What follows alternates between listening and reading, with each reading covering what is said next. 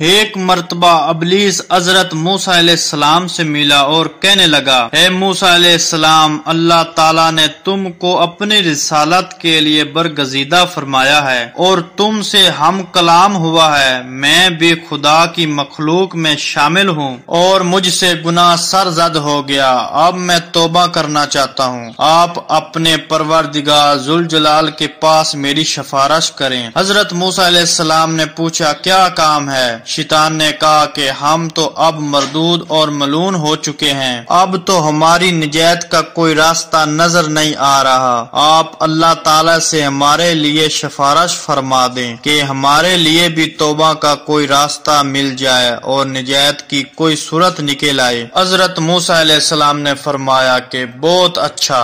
جب حضرت موسیٰ علیہ السلام کوہ طور پہنچے، وہاں پر اللہ تعالی سے ہم کلامی ہوئی، لیکن اس دوران شیطان کی بات پہنچانا بھول گئے۔ جب واپس چلنے لگے تو خود اللہ تعالیٰ نے یاد دلاتے ہوئے فرمایا، تمہیں کسی نے کوئی پیغام دیا تھا؟ حضرت موسیٰ علیہ السلام نے کہا، ہاں یا اللہ، میں بھول گیا۔ راستے میں مجھے ابلیس ملا تھا اور بڑی پریشانی کا اظہار کر رہا تھا اور یہ التجا کر رہا تھا کہ ہمارے لیے بھی نجات کا کوئی راستہ نکل آئے۔ اے اللہ، آپ تو رحیم کریم ہیں، ہر ایک کو معاف فرما دیتے ہیں۔ وہ توبہ کر رہا ہے تو اس کو بھی معاف فرما دے۔ اللہ تعالیٰ نے فرمایا کہ ہم نے کب کہا کہ توبہ کا دروازہ بند ہے؟ ہم تو معاف کرنے کو تیار ہیں۔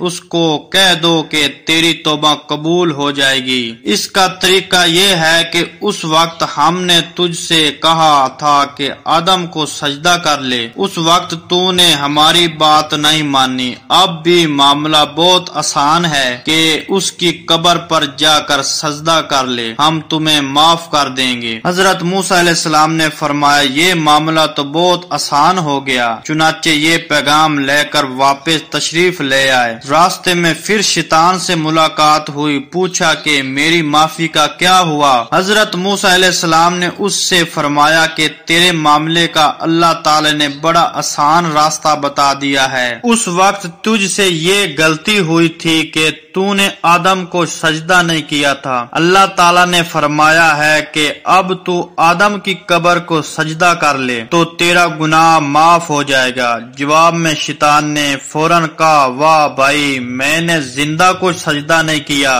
اب مردے کو کیسے سجدہ کر لوں اور اس کی قبر کو کیسے سجدہ کر لوں؟ یہ مجھ سے نہیں ہو سکتا۔ یہ جواب اس لیے دیا کہ عقل الٹی ہو گئی تھی۔